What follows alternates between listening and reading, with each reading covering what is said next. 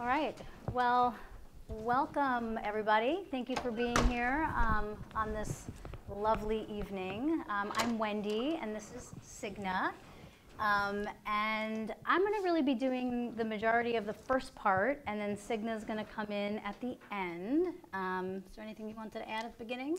Then we're going to save a good amount of time for Q&A that we'll do together. And so if you have questions that are more from Wendy's competency, she can answer them. If they're mine, I can answer them. So we want to leave a lot of time for Q&A at the end. Yeah, Great. I'll go ahead and let you take over for first part. Great. All right. So we're going to be talking today about why my child is always tired. Nutritional and therapeutic strategies for improving mood, energy, and academics in adolescence. Now, the idea of boosting energy is literally a billion-dollar industry. I think everybody is always looking for ways to boost energy. Whether it's to boost mood, to boost sports performance, it turns out there's a lot of things that people can be doing just right at home that are pretty simple. And so we're going to be talking about some of those strategies here today. As a sports nutritionist, a lot of people are always looking for some of those latest and greatest things that I'm doing with athletes, but the truth is none of that matters if they're missing breakfast or if they're missing what they're eating during the day. And so that's going to be some important things. The other thing I often tell people, and I work with a lot of kids who have anxiety or depression, is that nutrition can dramatically affect mood and also the efficacy of some of the medications that some of these kids are taking. And so making sure nutrition is adequate and sufficient really can make a big difference. So we're going to be talking about all of those things tonight. So I'm always sore. I feel tired throughout the day. I can't concentrate. Everyone annoys me, and I have no energy. These are some things that come through my office on a regular basis, and actually nutrition has a really big impact on almost all of these things.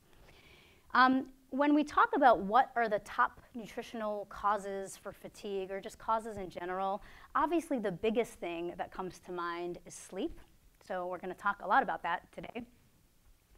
And then nutrition. So an insufficient diet, an erratic diet, missed breakfast, maybe a diet with insufficient amount of nutrients, and then whether someone's exercising too much, too little, what's happening there. And then Signa's going to come in and talk about some habit formation and habit reversal, how to help your teen change some of these habits into sustainable and lasting positive ones. So let's talk about sleep.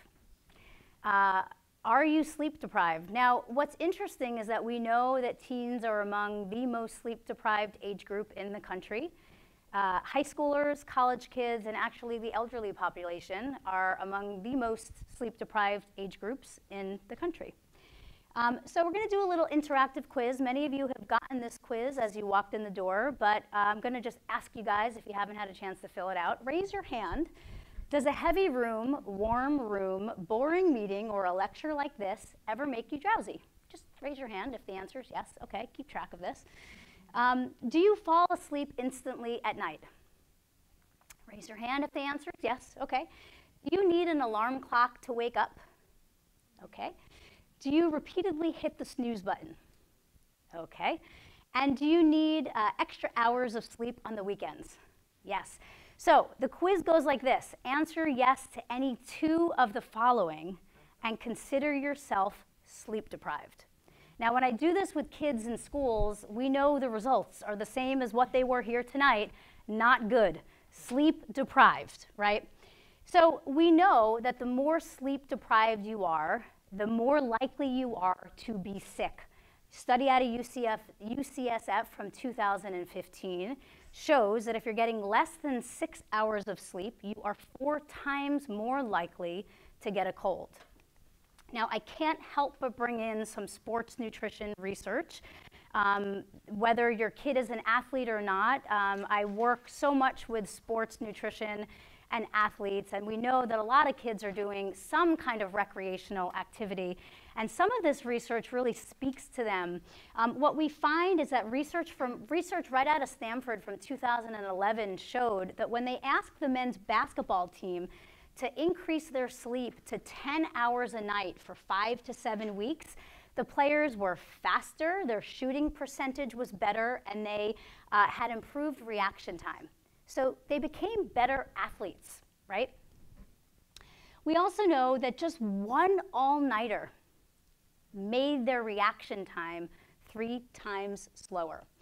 And what happened also is that just some hours missed, there's this connection between attention. And that attention shows up in missing a tackle or not being able to get to the ball or missing a math problem. And so we see this connection showing up not only on the field but in academics as well. Because we know that sleep really affects, and there's a list, so forgive me, I'm just going to read the list. Motor skills and coordination, concentration and memory, handling of complex tasks, ability to think logically, decision-making skills, creativity, energy, overall health, mood, and coping skills. So in summary, lack of sleep really affects almost every aspect of a person's life. Pretty dramatic. The other thing that's pretty interesting about the sleep cycle, so it's recommended that adolescents get 8 to 9 hours of sleep a night. That's a lot. I don't know any, and I work almost exclusively with adolescents. You all probably have teenagers at home. I really don't know any adolescents that are really getting that much. And adolescent athletes need about 9.25 hours of sleep to really allow their bodies proper rest. What happens when they miss that hour 8 to 9 is that they're not able to cement the long-term memory, is not cemented properly, and those sleep spindles are not created, which means that things are not becoming automatic. So things that they're learning, complex math problems, are not, that higher level complexity is not being able to be integrated in their brain. And then things that are supposed to be automatic, like automatic golf swings or motions that they're supposed to be learning, are also not being able to have happen, because that happens in the 8th to 9th hour of sleep. And so that's pretty interesting about the sleep cycle. We also have sleep disruptors that parents should really watch out for. This is no surprise. Many of you know this already, but I'll just sort of point out some of the weird facts that I came across that I will share with you. Teens spend 9 hours a day on their technology. They check social media 100 times a day. And the light from these devices really disrupts the melatonin in their brain, making it even more difficult for them to fall asleep. There are these light reducers that many of you have heard about, probably. The blue lights, the iPhones now have some technology built in that help to kind of turn the phones to sleep. There are these orange tinted glasses that you can get on Amazon that maybe screen out, weed out some of the blue lights. I'm not sure how well any of those things are working when somebody's on their phone 9 hours a day. Not sure how effective those things are. But we know that we really do want to reduce their use of technology and get those electronics out of the bedroom to begin with. More sleep disruptors are caffeine. 75% of kids are consuming caffeine, and we know there's a study that was done that the more caffeine they're consuming, the less sleep they are getting.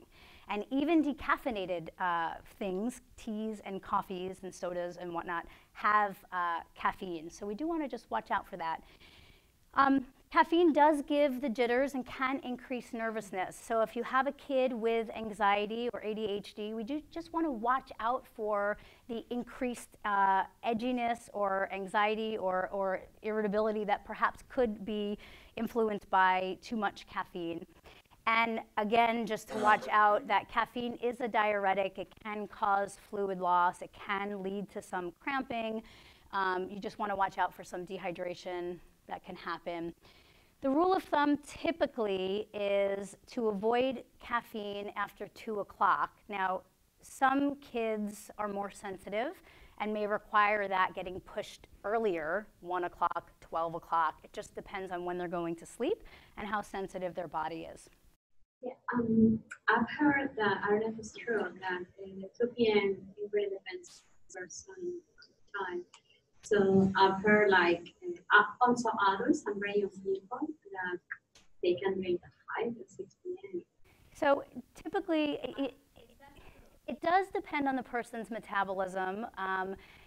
There is a half-life associated with caffeine. It also depends on how much caffeine a person has. It is dose dependent on how much somebody is having. I wouldn't play that with a child or an adolescent. You might get away with that as an adult. And it also, it is person dependent and metabolism dependent from what I understand as well. It might also depend on the form of caffeine, like chocolate versus Coca-Cola. Yeah, and I think that also has to do with dose as well. There's very little in chocolate and in coffee, for example. You could have Starbucks, which might have 300 milligrams versus maybe a little cup, which, you know, and that you'll see some variability that might happen there as well. Yeah, but that's a good point to point out, that it does vary by metabolism and by person. I think in general, we do believe that kids are more sensitive, but again, there are some adolescents that will tell me in my office, oh no, I'm immune to it already. So I think it just depends, yeah. So trying to help them to establish a good sleeping schedule, again, because the impact of developing positive sleep hygiene is so important on getting the benefits of that list I showed you. So establishing a good sleep-wake schedule, getting continuous sleep, the idea of this power nap. When we talk about continuous sleep, that really does matter, because I had somebody in my office say, oh, well, I get 8 hours. I sleep 4 hours at night, and I come home after school, and I sleep 4 hours then. I'm getting 8 hours. But we are looking for 8 consecutive hours, 9 even better. And so the idea of if your child needs a nap, we want to try to limit that nap to no more than 30 minutes, the power nap. Looking for a dark, cool, uncluttered room, and then again, looking for that electronic detox. I love the Headspace app, so a really good idea to try to get kids being more mindful, especially if they have a lot of stress, a lot of anxiety, to try to do that. And typically works best not right before bed. You know, good to do in the morning or maybe a couple hours before bed, but I think some people think, I'm going to do it right before bed and then fall right asleep. It doesn't quite work like that, so giving some space around that. A bedtime ritual, bath, stretching, reading, and then even just to remind them that getting even just 1 more hour, there are studies that show will boost alertness by about 25%, so that's pretty awesome. Okay, so ABCs of nutrition, a great little way of remembering. Is the diet adequate? Is it balanced? And is it consistent? So the first thing I wonder is, again, does the diet have enough calories, fat, and protein? During adolescence, nutrition really does need to be optimal to support growth and development. And so this is from 2019. It hasn't even been published yet, but I got a sneak peek, and so I'm just sharing it with you. It's a graph of from age 12 to 20, caloric requirements based on activity level for females, just roughly how much they need. And you can see it varies by age. People always ask me, how many calories does my kid need? It's very hard in a mixed audience when the ages can be all over to kind of say roughly. But for teens, roughly 2,000 to 2,400 roughly is what you should be thinking. And not that you have to count, but just to give you an idea, it could be a lot.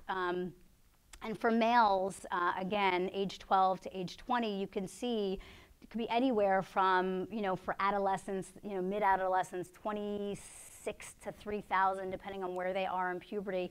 It's a lot. And then if they're playing sports, they might require even more on top of that. So, but you don't need numbers. And, I have a plate-by-plate approach that we talk about. You really just need to look at your kid's plate. You can tell by looking at this, hey, this isn't enough. It's not going to get the job done. And if your child is eating a plate that looks like this, guess what? They're not going to have a lot of energy. They're not going to feel great. They might feel tired, and they might feel sluggish. And I think sometimes there's a lot of confusing messages. Perhaps, you know, when you're worried about your child's weight, or maybe you're worried about something, maybe you're like, oh, okay, maybe that looks healthy. But the truth is that's probably not enough to sustain and energize your child. Same thing with this plate. I think sometimes this can look really colorful, and it is very colorful. And there's lots of things happening, but there's not a whole lot of chicken on this plate. I don't really see any dressing. And it's very colorful, but I'm not sure it's a very energizing plate. Same with this. I use this plate as an example of, hey, all food groups are there. They're all there. We've got some starch, we've got some greens, we've got some chicken, but it's not very full, right? It's not a full-looking plate. And so a very easy thing that parents can do is just look at their plate and use some common sense when looking at it and I'll talk through kind of what those things might be to give you some more guidance about what would make sense. So you want to think to yourself, hey, are all the food groups present? Starch, protein, fruits, vegetables, fats, and dairy. Are all things present? That's pretty easy to kind of wonder. Lots of parents themselves might be eating this way, and that might be okay for parents, but many of the kids might be coming off the track field or the basketball court, and they might need some carbohydrates there, which would be really important for recovery, you know, which would help their bodies restore and heal, or the soccer field. And so what we just want to watch out for is making sure that the plates that you're serving in the house, regardless of perhaps what you guys might want to be doing, that the kids' plates kind of have all the nutrients present. And the plate would be like this. This is sort of for a non-athlete, kind of the average kind of athlete. They would have all foods present, the fats and the dairy, and the plate would look like something like that with a nice cup of milk, right? And you see there's some wetness on the asparagus. They're not dry looking like that other plate I showed had green beans that kind of look a little boring and dry, right? Some wetness happening there. And this is a plate I use more for my athletes, soccer player, runner, somebody with higher energy requirements, who's going to require a little bit more starch present there because their requirements are a bit more. And so if you have a high energy soccer player at home or a water polo player at home, your kid's plate is probably going to need to be even more robust than the plate I just showed you. Something like that with a nice glass of milk. I also see lots of plates that kind of look like this. Probably this is most common, where I see French toast for breakfast and grilled cheese for lunch and pizza for dinner. And so I would ask parents, and I'll ask this room, what's going on here? Are all food groups here? Like, what do you guys think here? It's really carb heavy. Carb heavy, so not enough protein. No vegetables or fruit. Anyone else? Yeah, I think that probably covers it. And so I think what happens here is often that these foods get in trouble. Pizza's bad and grilled cheese is bad. And the truth is these foods aren't bad. They're just not in the presence of a well-rounded diet here. And often what happens to these kids is that grilled cheese, they're probably hungry after they ate that grilled cheese. I don't think it's that satisfying in their belly. Now, adding some fruits and vegetables certainly would be really helpful.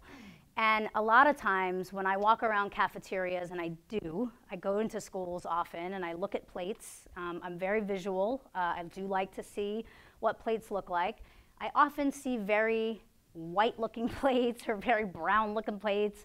And so adding some color really would be helpful. It adds a little fullness. It adds some antioxidants. And so it's an easy thing that kids can kind of do to reduce inflammation, which is good, and add some color. It helps to also keep them from getting sick. Now, I'm from New York. I have nothing against pizza. It's one of my favorite foods. Now, that's a good slice of pizza, by the way. I'm going to be in New York next week, and I am psyched. But you can kind of jazz it up a little, some salad, some cucumbers, this must be a California plate because I think that's avocado, right? That's very funny. Some milk, right? You can kind of add some broccoli there. You know, we can add some color here and just sort of jazz some of these foods up, right? To kind of balance it out. And then is the kid being consistent? Are you eating every 3 to 4 hours? And are you more or less doing the same thing with consistency? Because the other thing I see happen a lot is that people do one thing Monday through Friday, and then something else happens on the weekends. Not quite sure what happens, but totally something different happens. So you want to kind of try to remain consistent, and you want to be eating every 3 to 4 hours. And then you want to be trying to eat on a 3-meal, 2 to 3 snack protocol, where it's breakfast, snack, lunch, snack, dinner, snack, or breakfast, lunch, snack, dinner, snack. And some of that frequency depends on their energy expenditure. If they're a non-athlete and their thing is art and violin, they might not need 3 snacks. If they're a basketball player, water polo, then running around, they probably will need 3 snacks. So when you evaluate energy, well, they might be fatigued if they're missing all their snacks. Here's an example of a food record, and I'm curious what you guys think about this. Doesn't seem like there's very much to get them started, and then there's a lot of time in between that 7:15 a.m. banana and the 12:50. Kind of a wimpy breakfast. All those things would be like, I mean, the banana, grapes, those are really like high glycemic, so I would think there'd be a blood sugar crash. Like if I ate that, I would have a total blood sugar crash by 3. What do you think might be better there? Some protein. Yeah. So you'd like to see more food groups there? Yeah. More. You know, more food. I mean, More food. it's just pretty light. Trying to lose weight, maybe with that diet. I agree. I think this is very light.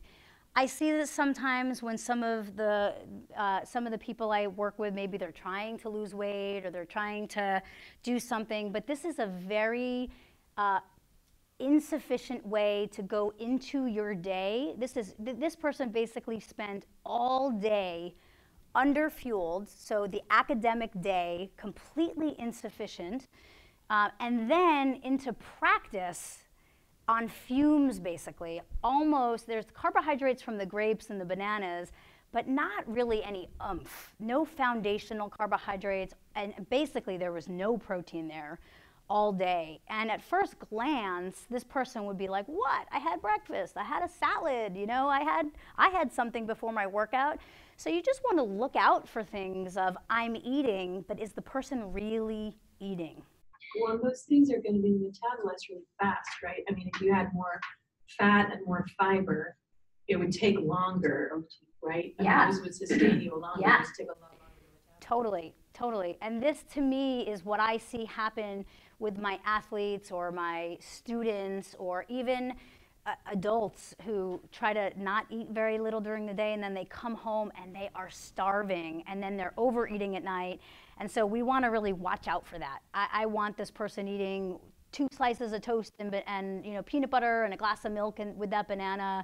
I want some chicken in that salad with a pita on the side, maybe a glass of milk, grapes and a yogurt and some granola. Like, this definitely could be way more going into the day. And from an academic standpoint, their brain is not really working well at all. People like to tell me why they can't eat breakfast. I mean, from kids right on down to some of my pro athletes, they all like to tell me I'm not hungry, I get nauseous, I have no time. But there's lots of evidence. Every one of these bubbles, by the way, has research to support why it's helpful. Increased focus, improved energy, weight stability, so less volatility in someone's weight, feeling full longer, better athlete, and there's studies that show that those breakfast eaters have improved diet quality. And then making sure that you're eating your snacks, as I said before, and so toast and peanut butter and a banana and an apple, and then just a couple of items. So the way I recommend snacks to be is that snacks should be ideally a couple of food groups. So to your point, not just grapes, A couple of food groups, pick your favorite food groups, and then have a couple. I like this as an option.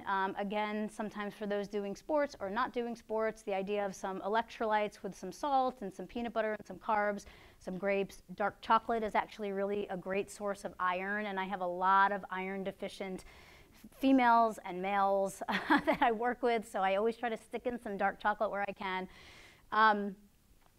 Cheese and crackers and apples. And then again, this idea of watching out for dieting. Too much dieting can actually cause weight gain. Dieting can predict binge eating for the reasons we just showed on that slide. And that dieting is actually the most important predictor of new eating disorders. So just watching out for dieting, because that can actually lead to fatigue and you know, definitely not energizing when you're dieting.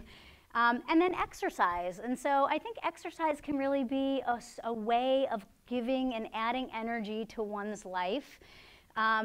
We like to say, and this is from our book, No Way, choose a job you love and never work a day in your life. That's ideally all of us would be doing that. I know we are blessed and lucky to feel that in our jobs, but it is similar, hopefully, with exercise, and we try to teach that to our adolescents, to find something you love and stay happy doing it, hopefully not overdoing it. That wouldn't be good either, but endorphins can really create that all-natural high. And sometimes we have kids that don't want to move, and certainly depression can create this sort of negative vicious cycle where the depression, you know, or even the anxiety, will create this sense of not wanting to move. But we try to, and Signa can talk more about it, we try to talk about the benefits of why it would be helpful. We know that it can improve mood, it can help stabilize emotions, reduce stress, improve concentration, help with strength and sleep. It can help manage hunger, help with coordination, help someone feel empowered, and can really help with socialization. So that can really help with energy as well. And then I just want to add, lastly for my bit, that other sources of fatigue, I mentioned iron deficiency. Certainly if someone really has lasting fatigue, things to think about might be iron deficiency. As I mentioned, it's super common. Ferritin levels should be checked. Sometimes that's not a level that's checked by doctors, but should be. Sleep disorders like sleep apnea, among others, should be evaluated. Certain medications might make someone tired. There are medical conditions. And then, of course, as we know, stress and anxiety can also make someone tired. And I will turn it over to Signa. Thank you. As mentioned in the introduction, is Signa Darpinian, and I'm a therapist. And I treat eating difficulties, disordered eating disorders, amongst other things, but that's my primary focus. So I'm going to talk more about a couple of modules for, so what are we going to do about what Wendy talked about? And with sleep and food and exercise, there's a lot of overlap amongst these things. So we're going to talk about a way to kind of frame it out and ideas for habit reversal and habit formation. So I thought I'd start, this is, not looking as good as I had planned. Wendy did warn me.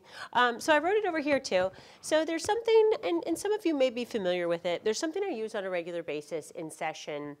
And I try to get the teens that I work with to become really familiar with what's called a behavioral chain analysis. So a lot of times I'll do my notes in this way, and I'll have them do their notes in this way. So then when they, find themselves engaging in problematic behaviors, they're able to kind of think back and think of in terms of the chain. So I'm going to explain it a little bit. The first over here, the very first chain is foundational. And so you want to think of this chain as it's sort of like a domino that hits everything else. Okay, so by foundational, our goal is to reduce any internal vulnerabilities. And that's just a fancy way of saying reduce things like undersleep. So here I put like under 6 hours of sleep. If there's an internal vulnerability, it would be if the teen is not, or if we are not eating enough calories, that would create an internal vulnerability. Another example of an internal vulnerability would be like if somebody has an injury or they're in pain, that creates an internal vulnerability. Other things could be hormonal fluctuation, starting new medication, maybe going off of medication. So those are examples of internal vulnerabilities. And so if somebody, for example, has had under 6 hours of sleep, it puts them in what I call a weakened state. And so you know how it is, it feels kind of rummy, you know, it feels a little disconnected and kind of weird, and the brain, if you notice, is extra attracted to bad news. I mean, it already has a negativity bias to begin with, but when you're sleep deprived, it seems to be kind of more like Velcro to bad news. Okay, so this, I just did an example, and this is one that is not so uncommon in my caseload. So I'm going to give an example to just kind of identify, or for us to be thinking about what the target behavior is here. So let's say that the client has had under 6 hours of sleep, and maybe they're not eating, you know, maybe they don't have an eating disorder, but there's, maybe they're restricting their food. Not uncommon in my caseload, even with somebody that doesn't have a clinical eating disorder. Trying to restrict food, trying to be a weight or a size smaller than where their body naturally wants to be. So calories are low, under 6 hours of sleep because they're studying until like 1 a.m. Maybe they don't get started on their studying until later and end up going to bed at 1 a.m. Not so uncommon in my caseload. Let's stick with those. And then, okay, next day school. So this goes on. And then the next day school over here, we have what I call a prompting event. And a prompting event is basically life. So we can never target that. So a prompting event would be, I've heard this like 3 times in the past 2 weeks. Maybe a young woman is at school and she's kind of going to hang out with her friend group at lunch, and maybe they're kind of connected and talking to other people. And she's not, you know, flat out being excluded, but she's not being included. And so she feels like, you know, she's kind of sitting alone or, you know, standing alone, and nobody is really looking at her or talking to her. So there's like a feeling of exclusion. So maybe that's the prompting event that day at lunch. So right here, we have thoughts and feelings. Bless you. So thoughts and feelings. So the feelings would be shame and embarrassed. Those would be 2 probably the primary emotions. And then the thoughts would be, so I'll ask clients, so what did you know, in that moment when you were feeling like nobody was talking to you or you're feeling excluded, what did you say to yourself? So what did you say about that? So they'll have feelings like, or thoughts like, you know, if I was just like Susie, or if I was just this way, or if I was that way, then, or if I was just enough. If I was enough, then they'd want to hang out with me. Okay, so we've got high levels of shame and embarrassed here, and then maybe over here, let's say that there's a problem behavior. And really with the chain, you can kind of play the hokey pokey with the problem behavior. So, you know, it could be self-injury. It could be non-hunger eating, which is not problematic in and of itself. It's very normal to eat without hunger. It only becomes not normal if it's starting to happen habitually or on a regular basis as a way to regulate emotion. Or maybe there's binge eating.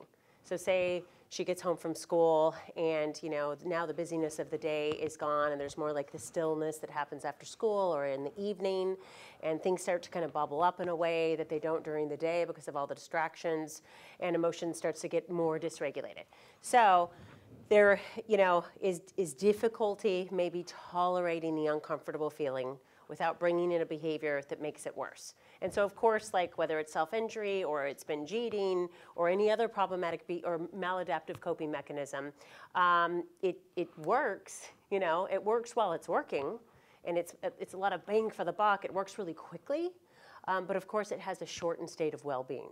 So it doesn't do anything to actually manage the emotion, and of course, the consequence is that then the individual or the teen has pulled in a behavior that makes the situation worse. So now they've compounded it. They're already in a weakened state over here because they're sleep deprived or maybe calories are low. They had the prompting event, which they're not going to handle as well as they might if they had like 8 or 9 hours of sleep, for example. And now they've pulled in a behavior that makes the situation worse. And so let's say food was used in a big way. Maybe it was like a big overeating. Now the consequence is that they may be physically very uncomfortably full, making it difficult to go to sleep again that night. And then of course there are typically worry thoughts about, oh my gosh, I just ate a bunch and I'm trying to lose weight and now I'm gonna gain weight or whatever it is, okay? So it's circular. So what I talk to them about, so they get to know this really, really well. So when they come into session, they're able to really cultivate curiosity and think about, you know, what happened over here and how did I get to there? And so they're able to really have a good feel for what led to what. But I encourage them to cultivate curiosity, to get curious about it. There's kind of a cool quote. It's, curiosity is the cure for a judgmental mind. So the judgment coming in really gets in the way of the information that we need to kind of problem solve and figure out how to do the next best thing. So I talked to them about the target, figuring out what the target behavior is. And as a reminder, I mean, I think most of us know what a target behavior is, but I like the definition here, which is the behavior that if we addressed it would create the most amount of change. So how about ideas? If you had to guess, what would a couple of target behaviors as far as the chains go? Can you see these? These are internal, okay? What are ideas about a target behavior or two? Work on the getting more sleep. Right. So targeting the first chain. And it's kind of tricky, and Wendy, maybe you could say more about this, but you know, a little easier, not easy to address, but somewhat easier to address the sleep deprivation if the issue is that there's procrastination going on for hours, not starting homework until late, and then up really late, versus the client that maybe has anxiety and is laying awake and can't get to sleep. So sometimes it's hard to target it, but usually we can. So right, yeah, exactly. So targeting this piece here, this first chain, is usually going to be very effective if we can target it. Other ideas for a target behavior? We've got the prompting event. We have thoughts and feelings. So that's like the response to, the secondary response to the primary event or the prompting event. Problem behavior, consequences. Yeah? To change the interpretation of the facts. Exactly. So like The thoughts and feelings. thoughts after seeing that my friends do me. Exactly. And so we're going to have a lot more success if we can catch a problem at the first sign. And so by the time that it's gotten to the problem behavior, it's probably, the brain typically is too overengaged. Not that we couldn't intervene at that time, but it makes it more difficult when emotion is extra high, or if the client is in, or if we are in crisis emergence emotion. It's just not a good time to be using a skill. It's sort of like trying to teach somebody how to swim who's drowning, you know? So you're right. If we can catch it here at the very first sign of a problem and do techniques, there are lots of techniques that I do with clients. A thought record is a favorite one to get them thinking about, like, okay, what is your automatic thought, the worst case scenario? Well, you know, I walked up to my friends and they were kind of walking away and they weren't talking to me and they don't like me and they hate me, you know? Okay, well, what was your evidence to support that? Well, you know, usually they do talk to me, and today when I walked up, you know, they didn't. Okay, what's your evidence not to support that? And a more balanced thought. So it kind of helps the brain, which again, if we've got sleep deprivation in the mix, I mean, the brain does this anyway, right? The brain is like Velcro to bad news to begin with, and then add internal vulnerabilities and it's going to be significantly worse. So what's kind of nice about a technique like the thought record, there are many other what I call stop techniques, is that it helps. So if you think of the brain being attracted to the bad news and the automatic thought like Velcro, it helps defuse that negative thought. So it helps the client, instead of just kind of hamster wheeling, I call it hamster wheeling, regenerating, ruminating, whatever you want to call it, about the worry thought over and over again, past the point of learning anything new, which is what most of us do. We're worrying past the point of being able to do getting any new information. So what the thought record does is it helps the client return the thought to baseline. Okay, with the evidence not to support it. So I make them come up with evidence not to support it and a more balanced thought. Okay, so that would be one example. But right, you're right. So these two are typically going to be the target behaviors or the target chains, right? And this one, the prompting event, is life. And so in this case, you know, I sometimes use the quote, pain is inevitable, suffering is optional. So this event is going to be painful. You know, there's a lot that's painful about life, right?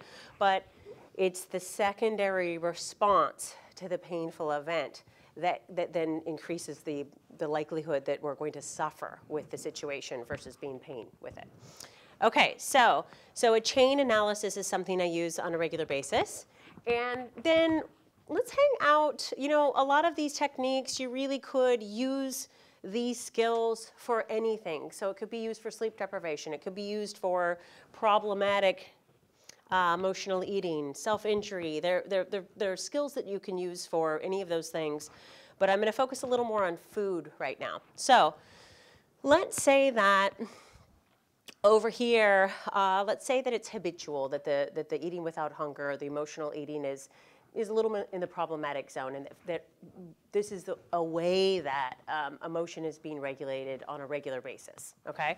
So, and then keep in mind over here we have undersleep, okay? So Wendy and I, in our workbook, we cited this study it was actually on NPR also, so you could find it there if you were interested in looking at it.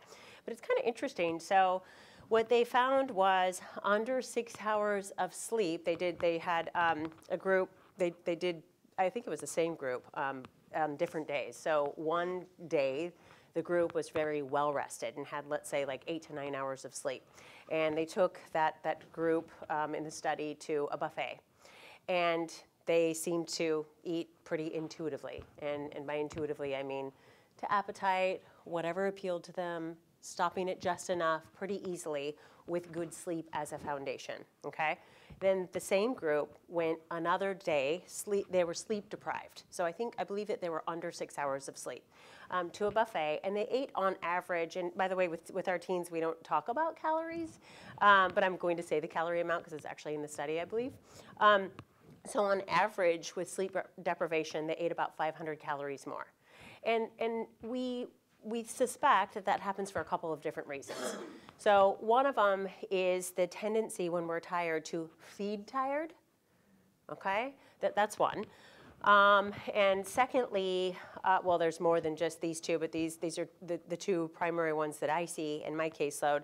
The other one is that when we have sleep deprivation on a pretty regular basis, the two hormones, the hunger hormone ghrelin, and the hormone that's responsible for satiety, so your body's ability to know, it's like the hormone that's responsible for letting you know when you're sated or you've had just enough. So those two hormones also get pretty out of whack with tired, with undersleep. Okay, so I'm going to hang with that for a minute, and just kind of to segue into, I'm going to use this quote. This is going to sound kind of confusing at first, and I'm gonna shorten it, but you have it on your handout. This comes from Karen Koenig, and she wrote the book, The Rules of Normal Eating, which is a great book for adults or teens. It's very user-friendly. It's really fun to read, too. So she talks about this idea that when we have a craving of any kind, that what we pull in for that craving should result in the diminishment of our original desire. And so a story that I sometimes tell, and I really just kind of tell it not because it's such an interesting story, but more because it helps us learn whatever the person is teaching. So I can remember specifically when my daughter was a baby, and I remember the first time going out and staying out a little bit late over the holidays. And I believe that I got in, let's say at midnight, and maybe she wakes up in the morning like at 5. Okay, so and maybe throughout the night, and she wakes up at 5. And I specifically remember, thinking about, I think I was reading the book, The Rules of Normal Eating at the time. And because it was around the holidays, I remember See's candy and holiday treats everywhere. And so the next day, I was really, really tired, and every time, and I was sated, so I had had enough to eat. But every time I felt tired, I would feel a little pull toward like a molasses chip, which they're, lovely and amazing. Who doesn't love a molasses chips? So I would eat a molasses chip, and in the moment that I was eating the molasses chip, the tired sort of went away. Everything kind of goes away while you're eating the molasses chip, right? But then when you're done eating the molasses chip, it's like the game whack-a-mole at the fair, right? So tired is right back up. And so So of course, and then because the mole would come right back up, I would keep eating the molasses chips, right? So it just kept going. And the reason, of course, is that there was no diminishment in my original desire because I was not hungry, I was tired. So I was pulling the wrong tool from the toolbox because that day I'm sure it wasn't like a big option for me to take a nap. So that's the idea. With having a craving, the only thing, obviously, that would have created a diminishment in my original desire is a nap, like a powered up, the one that Wendy was talking about. Okay, so the idea here is you can't ever get enough of what you don't actually need in the first place. Now we're going to go into habit, and where, again, you can replace the habit of habitual, non-hunger eating, binging, with any other habit, okay? So I'm just going to stick with the food theme, but know that you can replace it with anything. So this is actually, the Self-Report Habit Index is on the National Institute of Mental Health's government website, if you want to make reference to that. And you can also, I don't know if our emails are on here, but you can email me if you want any more of any of this information that we've shown you today. Okay, so a habit. Well, first let me start by saying I think it's kind of interesting to think about the reason that we even have habit. I don't know about you guys, but I've never really, I just sort of take my habits for granted. You know, I don't think about why I have habits or why I don't have to think about, you know, tying my shoes or driving my car. So we have habit so that we can expend energy doing other things. And so if we didn't have habit, we would have to learn to drive the car every day. We'd have to learn how to, you know when toddlers are learning how to brush their teeth, and it's kind of scary. It's like, can I do that for you? So, you know, we'd have to learn to brush our teeth every single day, learn to tie our shoes every single day. So the whole reason for habit is to be able to expend energy doing other things. And of course, habit is neutral, right? So we could have habits, it's any pattern of thought or a behavior that we practice on a regular basis. So that can be a really negative behavior, something like smoking, or it could be a really positive one, like getting in the habit of hopefully doing an exercise that's what we like to call joyful movement. You know, you're in the habit, it's just sort of what you do.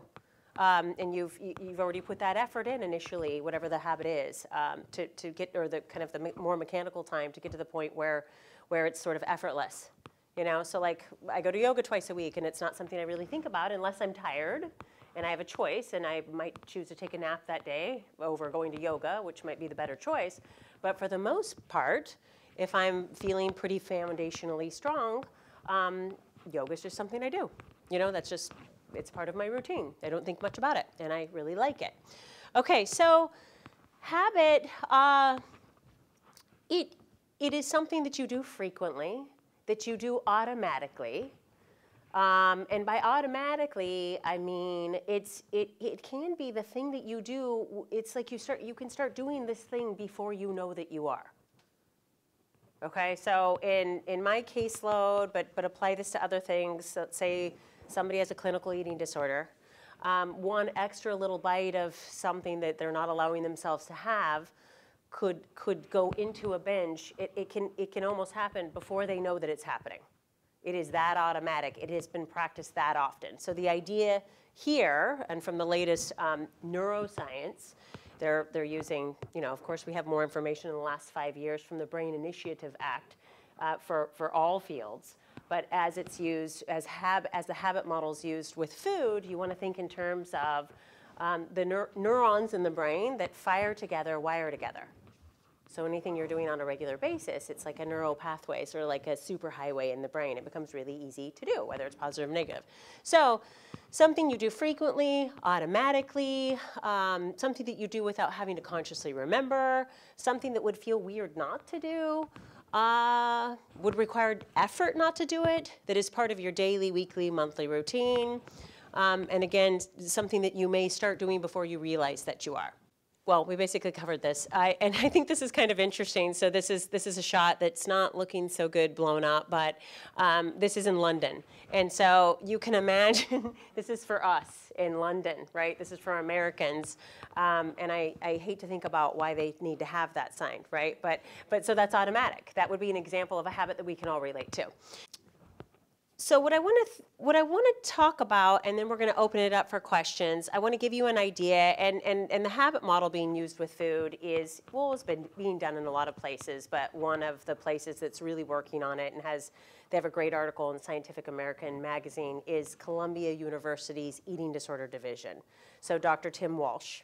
And we have a section on habit formation and habit reversal in our book that's based on some of his work as well. So this would be an example. Let's say that we've identified that, I'm thinking of a client who is in the habit most evenings of eating with or without hunger, well beyond fullness. So for her, it's a binge, but this could also be really habitual non-hunger eating and not necessarily in the binge zone. And let's say that like 4 nights a week, this is something that she does in the evening in front of the television. So there's already a conditioned response. So she has a conditioned response that is where she eats. She associates watching TV with eating the food. So it's something that happens before she even knows that it does. I mean, it's something that it's just part of her routine. It's part of what she's up to. And what I'll do is I'll ask clients initially, when they come in, and also throughout treatment, I'll ask them the question, so how would you like to be different? And that informs the work that I do with them. So how would you like to be different? How would you like to behave differently? How would you like to think differently? How would you like to feel differently? And maybe it's all of those. Maybe it's one of those. And so how they answer that question informs what we do. But let's say that this particular client that's in the habit of eating without hunger or binging, the way that she would like to behave differently is she'd like to have a more peaceful relationship with food and eat intuitively. So as I mentioned, which would be to appetite, whatever appeals to her, stop it just enough, just more intuitively versus in a habitual way. So if she would like a more peaceful relationship with food and to be an intuitive eater, but she's currently doing binge eating, we may use the habit model. So, and what's kind of interesting about the habit model is, it is about the food and it isn't about the food. So it's not like we just address the actual habit of it and the eating disorder goes away. It can sometimes, because sometimes people, originally start using food to regulate emotion at a time where they really need to be doing that, at a time where they don't have many skills. And a lot of times, then it's just kind of, that's what I do. That's how I manage emotion, and not even just negative emotion. A lot of times, it's happy emotion as well. And so maybe all the way over here, 10 years later, that's just what they've been up to. And so it made sense. It was more like a creative adaptation for survival over here. But over here, it's more like, well, it's just kind of what I do at night. I just do, whether I'm in a good mood or a bad mood, it's not always mood dependent. So, So sometimes the habitual part or doing the habit reversal can be really effective, and other times it can help because habit is clearly in the mix. But obviously, we have to do the work that is on a deeper level as well. So at first, we may kind of start outside in with eating disorder treatment. So we may kind of reduce the symptoms, get the individual in a more balanced spot so that we can get to the core, more of the core issue. And so in my opinion, well, it depends on the client, but I wouldn't necessarily treat it just doing the core issue and not addressing the habit part of it, but I also wouldn't just do habit work and not the core piece. So, okay, let's say that the person, we've seen what the sequence of events are. And obviously, if we think of the chain is, if you think of the routine in the evening, the chain is easiest to break early if you think of the routine in the evening, okay? So the very first kind of urge that she gets for the food without hunger and to go into the TV room, we're going to have the most success if we catch it there. So what we then identify is we identify a competing response. So a competing response is what behavior could we put in place that would make the habit impossible to do? So that's what I'm defining as a competing response. And it also, just as a side note, it also kind of depends on the habit. I mean, we all have habits, but it also kind of depends on how motivated we are to change that particular habit, which would probably for most of us have to do with how much distress that particular habit is causing us. Okay, does that make sense? So I have a tendency to kind of like bite my nails. But probably if I knew how weird that looks to other people, I might be a little more motivated. I might be like, oh, but because I don't know, it's just not really, I'm not really probably going to do that much about it. Does that make sense? So, but an example for a competing response with biting nails might be putting that like icky tasting stuff on my fingers, and it would make my habit impossible to do for a period of time, to kind of dim the brain down a little bit around that particular habit, making it easier to interrupt. So that's, or let's say somebody is in the habit of texting while they're driving. A competing response would be, so again, they might say that, their conscious brain may have the desire and the aspiration to not do the texting while driving, but maybe when they get in the car, they're already kind of looking at their text before they even know they're there. And so it's not the most, that the habit is obviously in a stronger part of the brain than the desire to do something different. So a competing response in that case may be putting the phone in the trunk for a period of time. So here, with the binge eating in the living room, what she came up with really for her competing response, it was knitting. And the reason that she came up with knitting is the goal is to replace the old habit with a new habit that is somewhat rewarding, which is a little bit tricky because food is hard to compete with, and so knitting is just not as fun as food, but so another way of thinking of it, when we did the interview with Dr. Tim Walsh at Columbia University, he gave an example. He said, okay, let's say that Johnny, a kid that's in elementary school, let's pretend that he's not hungry when he comes home from school. Somehow he has this like really hearty snack before he comes home. And when he comes home from school every single day, he has this like heaping bowl of vanilla ice cream every day at 3 o'clock. Well, our first clue is that there is no hunger involved, right? And it's the same flavor every single day.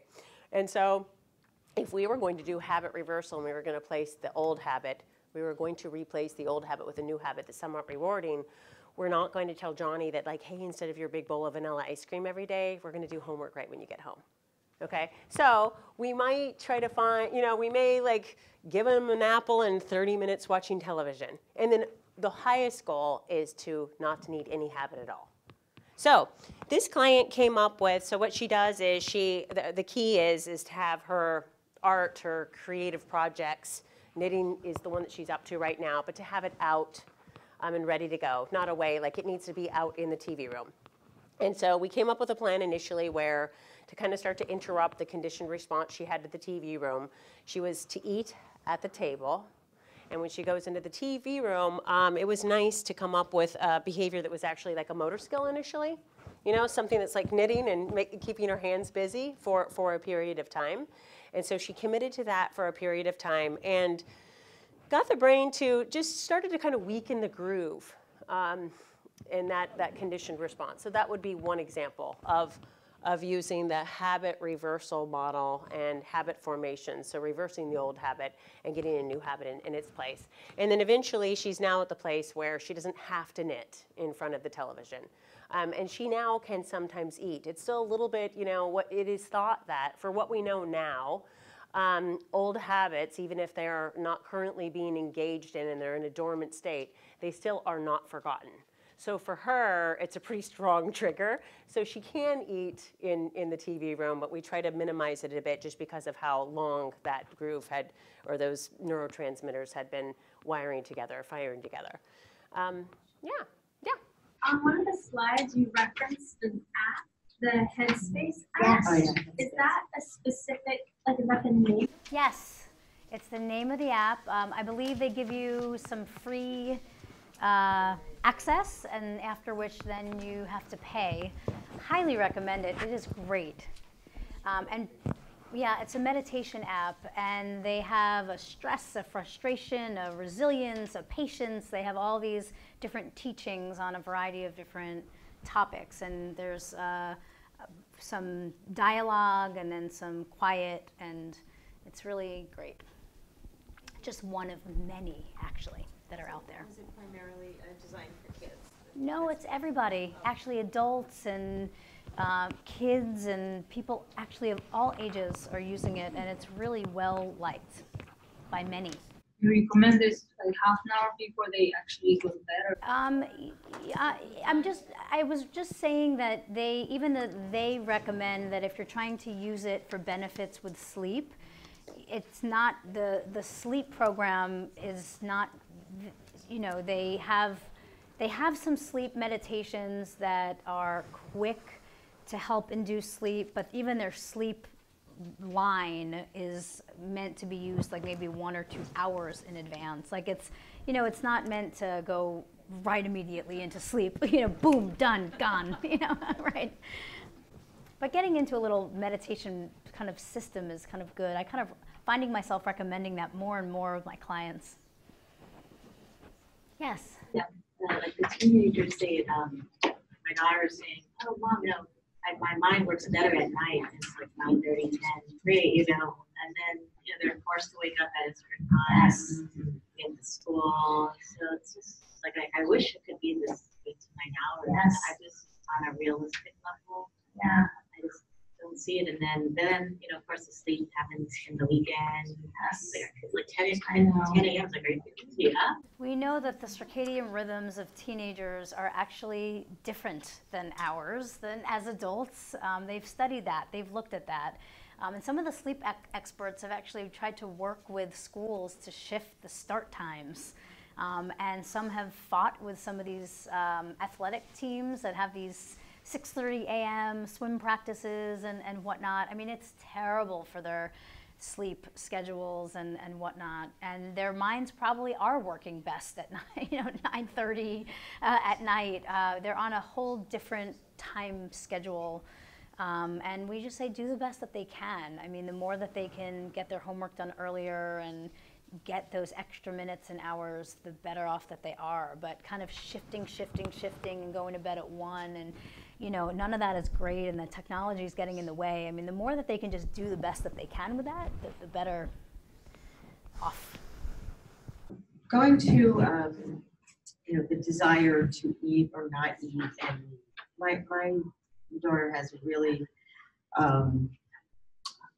I don't think she has normal triggers for knowing when she's hungry or when she's not, and she always insists that she's not hungry when she hasn't eaten in a really long time.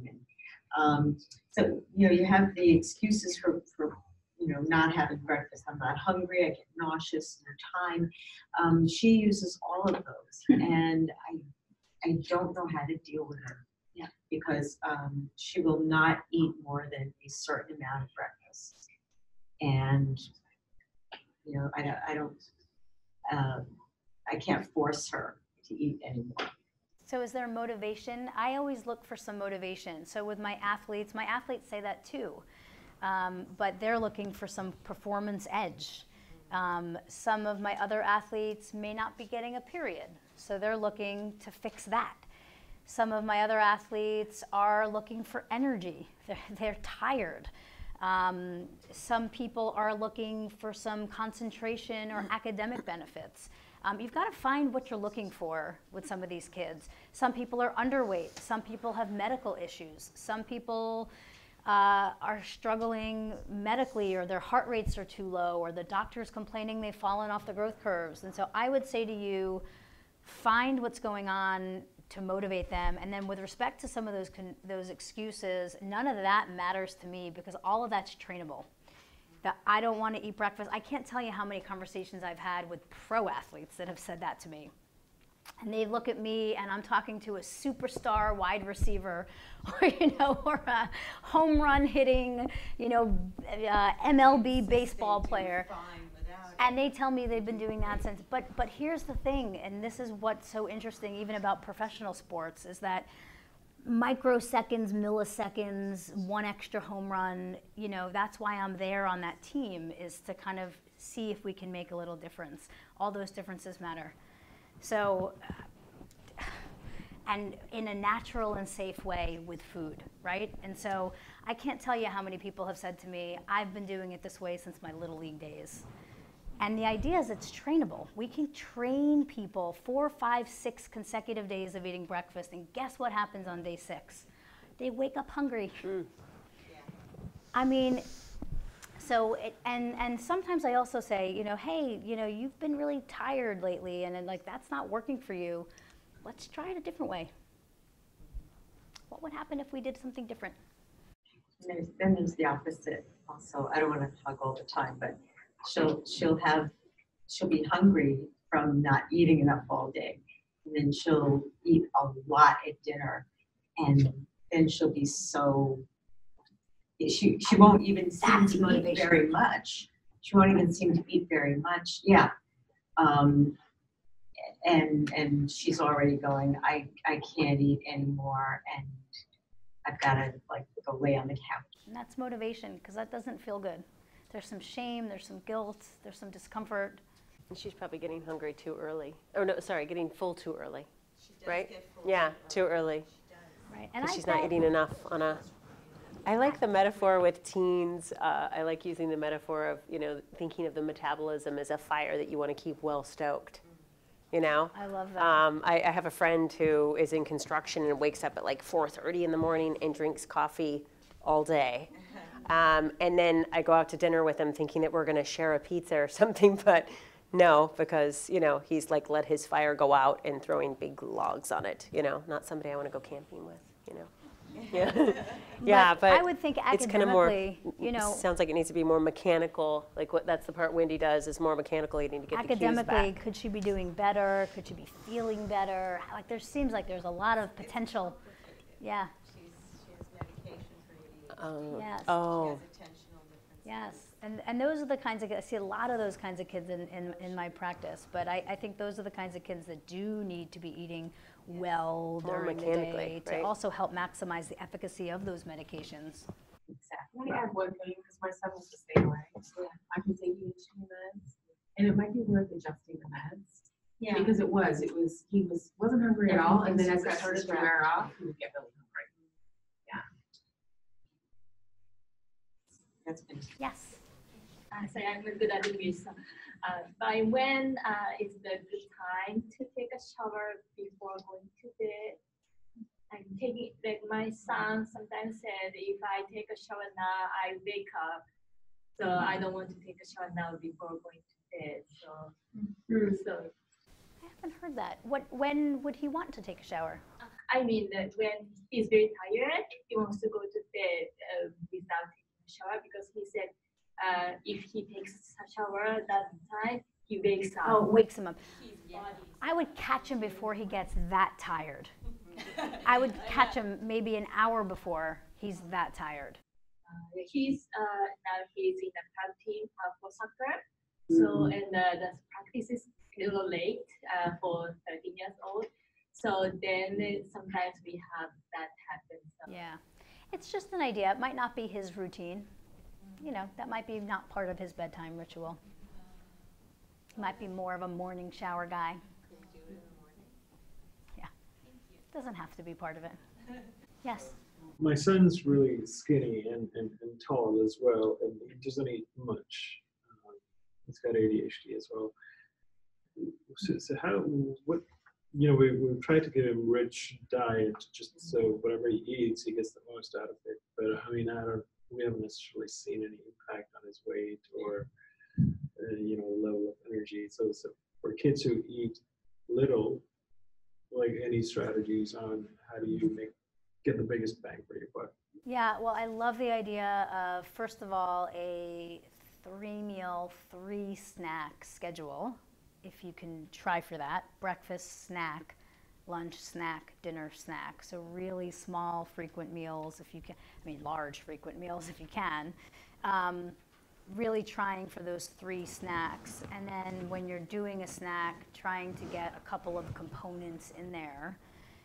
Nuts and bars and yogurts and things that are going to add some calories and add some nutrients. The other thing is to think about adding, can he tolerate milk? Yeah, whole milk? Yeah. So to be thinking about adding milks to breakfast and lunch and dinner and even some of the snacks. You can pack some of those portable milks that don't need to be refrigerated. 3 milks a day would add 450 calories of whole milk with lots of protein, 8 grams per cup of protein. So that in and of itself would be a really significant addition if he just did that. Even juices would be helpful, assuming he was eating his plates. And then thinking in terms of that half plate that you have when you are feeding him, and then making sure you're adding fats, significant fats to his meal, avocados, nuts, mayo, salad dressings to every plate would make a big impact. Is it true that when you're creating a rich diet, it takes longer to digest, so they don't feel like eating as much, a couple of hours later? Well, that's why I like that half plate of carbohydrate. It's not as heavy in fats, so it depends on how you want to go about it. You're going to have a little bit of lag in general. You're going to have some fullness that may happen at first as you're doing some of that feeding. It can typically take, as I said before, about 4 to 5 days of fullness until his metabolism will catch up, but it will catch up. So if he can endure those first 4 to 5 days of being full, you can push him over that hump. But what I tend to see happens often when you're pushing someone to kind of get through that is that often there's a lack of consistency that happens either because it's uncomfortable or because of the motivation or life gets in the way. But if the family and the kid could be very diligent with those 4 to 5 days, what we find is that the metabolism, there's a recalibration that would happen, which makes it a lot easier. Suddenly his appetite's a little bit better. So shakes are also really helpful, actually. So like a Carnation Instant Breakfast or a Boost Plus or an Ensure Plus or an Orgain that you can get from Whole Foods, but not the low sugar ones. Yeah, I mean, they're high in sugar, so I wonder if that has a negative impact in any way. No, turns out it doesn't. I'm not worried about the sugar. A lot of them have protein. And if his plates are balanced, then he's getting in protein and carbohydrates and vegetables and fruits and dairies. I'm not worried about that. I wouldn't be. I mean, I'm not his father, but as a nutritionist, I wouldn't be. Thank you.